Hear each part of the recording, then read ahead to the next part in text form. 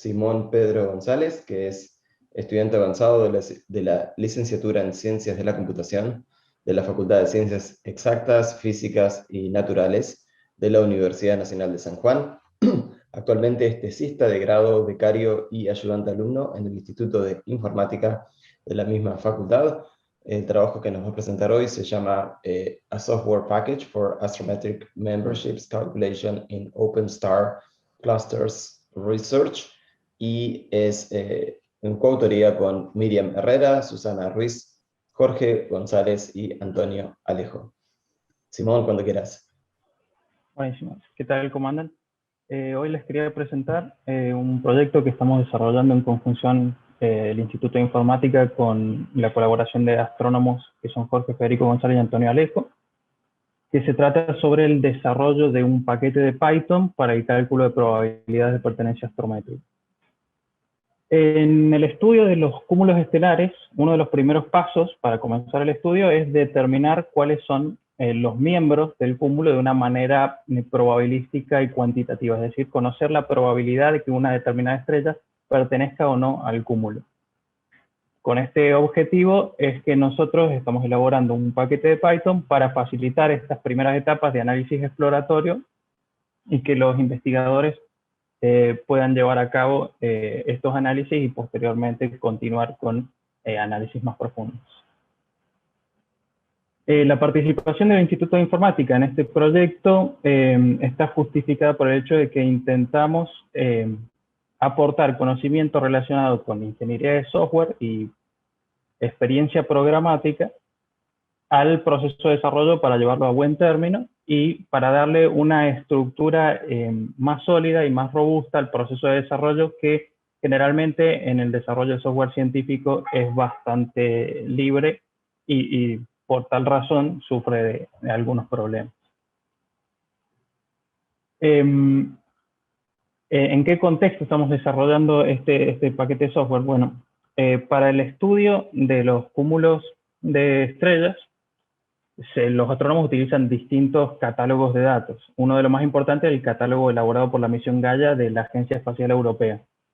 En 2022 van a publicar su tercer release de datos, que va a ser el más grande y el más completo y más preciso hasta la fecha en cuanto a datos astrométricos. Entonces nos parece que es un buen aporte el desarrollo de este paquete en este momento para proveer estas primeras etapas de análisis exploratorio a la investigación astronómica con respecto a datos astrométricos.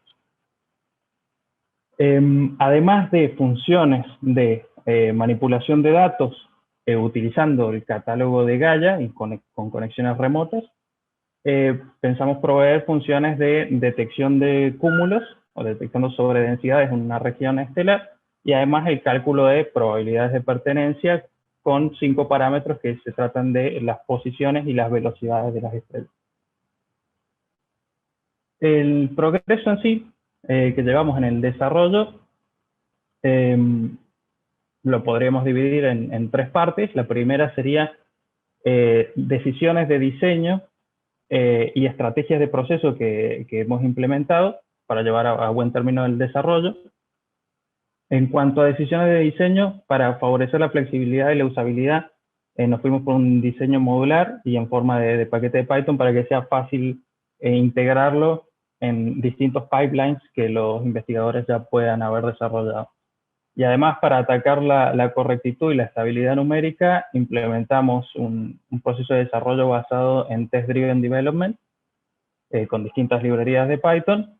Y para atacar la eficiencia, intentamos seguir buenas prácticas de operaciones vectoriales. Y posteriormente realizaremos análisis de performance e identificaremos posibles mejoras que se puedan realizar. En cuanto a las funciones implementadas en sí, ya contamos con algunas funciones de manejo de datos, entre ellas funciones para, utilizando un paquete Python denominado AstroQuery, generar queries para obtener los metadatos y los datos en sí del catálogo de Gaia,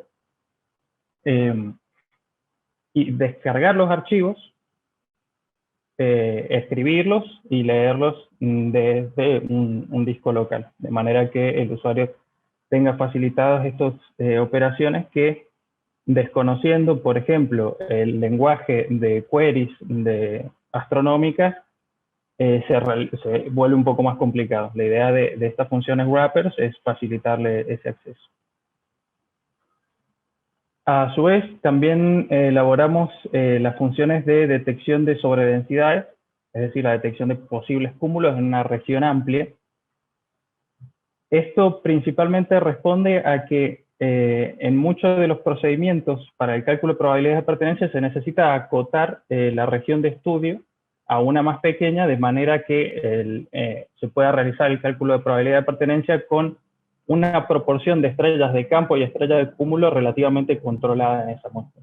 Porque si no, el comportamiento de los algoritmos y el desempeño que tienen es bastante malo. Además de esto, bueno, reduce obviamente los tiempos de cómputo de acotar la muestra. Para detectar estos sobredensidades y los posibles cúmulos y poder acotar así la muestra, cuando hablamos de regiones de varios millones de estrellas, analizamos los distintos algoritmos que podríamos utilizar y nos quedamos con los algoritmos de la familia del conteo de estrellas, que es, dicho en términos sencillos, la elaboración de histogramas de conteos de estrellas, de histogramas n-dimensionales. ¿Por qué nos quedamos con esta aproximación? Porque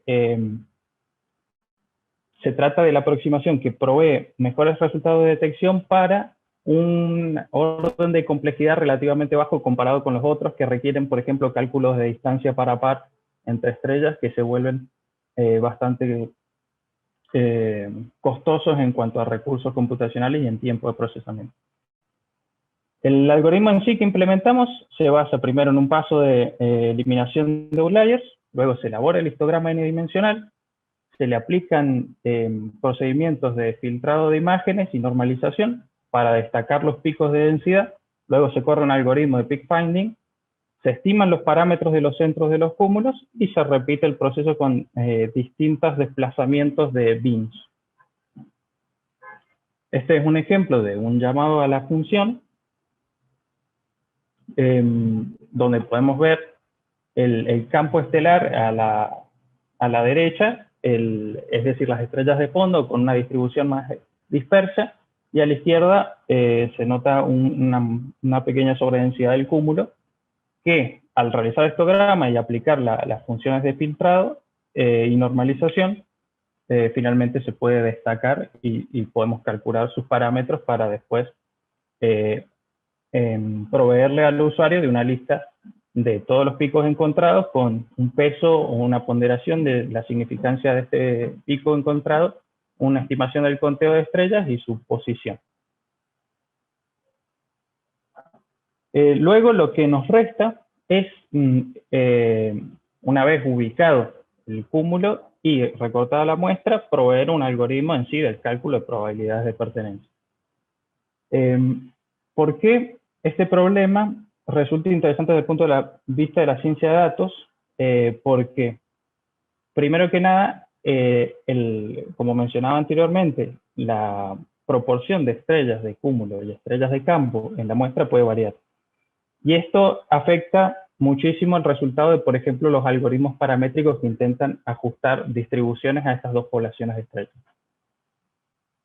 Y además, bueno, que los cúmulos no tienen en general una densidad establecida, ni un tamaño, ni una forma. Pueden presentarse de manera distinta en el espacio y por lo tanto esto complica el análisis para el cálculo de probabilidades de pertenencia. Algunos de los métodos que encontramos que atacan este problema se basan en justamente ajustar dos distribuciones, una más dispersa para el campo estelar, es decir, las estrellas de fondo, y una más densa para el cúmulo estelar. Otras aproximaciones que no están basadas en ajustar dos funciones con determinados parámetros, sino en ajustar una función de densidad basada en kernels, también se han utilizado. Sobre esa función de densidad basada en kernels se aplica un análisis discriminante de manera iterativa para calcular probabilidades de pertenencia. También se han utilizado métodos para reducir el problema de un espacio n-dimensional de variables de posición y de velocidades a un espacio unidimensional calculando métrica de distancia y trabajando sobre esos datos en lugar de los datos originales. Y últimamente se están utilizando mucho los modelos de mezcla de Gaussiana con el algoritmo de Expectation Maximization. Habiendo estudiado estos algoritmos y actualmente estudiando otros, estamos buscando determinar qué algoritmo nos conviene implementar para la función de cálculo de probabilidad de pertenencia. Luego deberíamos implementarla y evaluar en simulaciones y datos reales cómo se comporta el algoritmo, y posteriormente entregaríamos el software como un paquete de Python de software libre, con eso daríamos por concluida la primera parte del proyecto, siendo la segunda el mantenimiento y posible implementación de mejoras sobre el proyecto. Y ahí les presento el link de GitHub donde pueden visitar el proyecto para evaluar el avance conforme vayamos implementando y liberando las distintas funcionalidades. Gracias por su atención. Y no sé si alguno tiene alguna pregunta. Bueno, muchísimas gracias, Simón. Muy interesante la exposición. Avísame, Cecilia, sentite libre de interrumpirme si ves alguna pregunta que llegue. Hay un pequeño delay con YouTube y a veces por ahí las preguntas tardan en llegar. Mientras tanto, a ver, en lo personal, trabajo y he trabajado con clustering, y a veces, bueno, una de las dificultades, o sea, pero nunca trabajé con clusters de cúmulos estelares, como mencionabas, y no sé absolutamente nada sobre astronomía o astronometría, como mencionabas al principio. La pregunta es, incluso bueno, en este método de clustering que mencionabas que era basado en conteo, se veía ahí en la llamada que hay ciertos hiperparámetros que hay que definir, ¿no? Como por ejemplo la forma, me parecía, y después había algo que estaba enmascarado, si mal, Sí, ahí, sí. exacto. Un poco la pregunta es, ¿cuán susceptibles son estos cúmulos estelares a esta hiperparametrización? Es decir, en general podemos esperar que todos los cúmulos estelares, digamos, uno los pueda trabajar dentro, digamos, de un mismo conjunto de hiperparámetros, o es necesario que el experto haga una especie de grid search con distintos hiperparámetros para ver qué es lo que mejor ajustaría. Bien. Sí, justamente es necesario que se haga un ajuste de hiperparámetros. Acá, cuando evaluamos las distintas aproximaciones, evaluamos que los distintos algoritmos necesitan un ajuste de hiperparámetros, sea cual sea. Y por ahí, los algoritmos que requieren un hiperparámetro más intuitivo para el astrónomo va a resultar ser el de conteo de estrellas, porque se le tiene que proveer un tamaño de bin, que es más o menos cuánto estima el astrónomo que ocupa en los distintos espacios de parámetro el rango del cúmulo, y se le tiene que proveer una máscara para que haga las operaciones de filtrado, ¿no es cierto? Es bastante susceptible al tamaño del bin, y los distintos cúmulos, las distintas clases de cúmulos pueden variar en distintos rangos. Entonces esto se deja al usuario para que lo ajuste. Los otros algoritmos también necesitan este ajuste de hiperparámetro, por ejemplo, DBSK necesita el min y e para calcularlo, pero estos parámetros son menos intuitivos y por ahí para calcularlos incluso se tienen que usar otros algoritmos como KNN, que resultan en un doble cálculo de distancias. Cualquiera de las dos opciones en realidad es viable, pero nos decidimos por esta por el orden de complejidad, porque para ejecutar localmente un análisis sobre millones de estrellas, el cálculo de distancia se hace muy complicado, y porque además, como te mencionaba, es bastante intuitivo decidir los hiperparámetros para los algoritmos de la familia Star-Counts.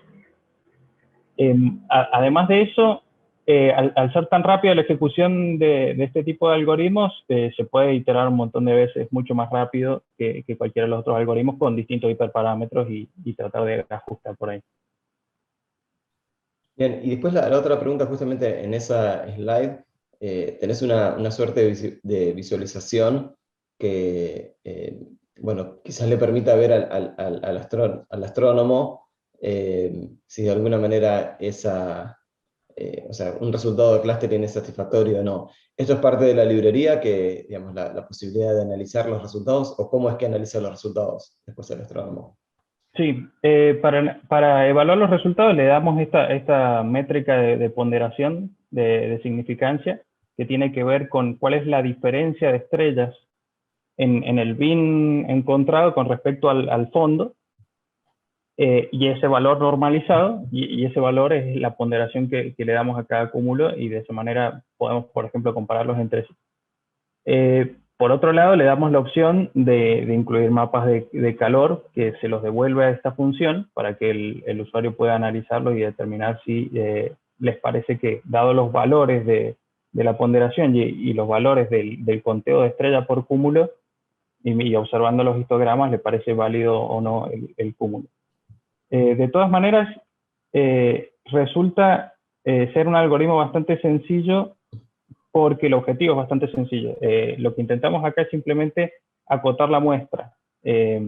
Posteriormente, se puede incluso implementar una función de validación. Entonces, tomando la muestra acotada, con esa función de validación de cúmulo, podemos calcular una probabilidad de que efectivamente lo que está dentro de la muestra pueda incluir un cúmulo o no.